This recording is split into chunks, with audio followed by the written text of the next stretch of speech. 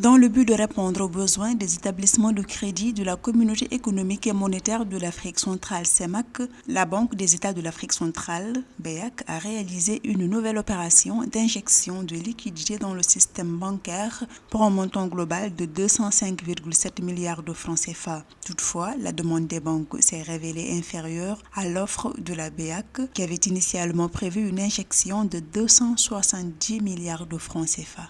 L'injection de liquidité permet à la banque commerciale qui y a recours de faire face à ses engagements vis-à-vis de sa clientèle dans un espace de une semaine pour ce qui est des appels d'offres et également dans un espace qui n'excède pas 24 heures pour ce qui est des prêts de facilité marginale. Cette injection, c'est une opération de routine économique et monétaire, notamment pour ce qui est de la Banque centrale. Cette opération s'inscrit dans une série de mesures de soutien mises en place par la BEAC pour garantir la stabilité et la fluidité du marché monétaire dans la région. Il convient de noter que le montant injecté est supérieur à celui de l'opération précédente réalisée en décembre 2024 qui avait concerné 220 milliards de francs CFA. L'augmentation des liquidités disponibles fait suite à la reprise des injections de la BEAC amorcée en juin 2024 après plus d'un an de suspension.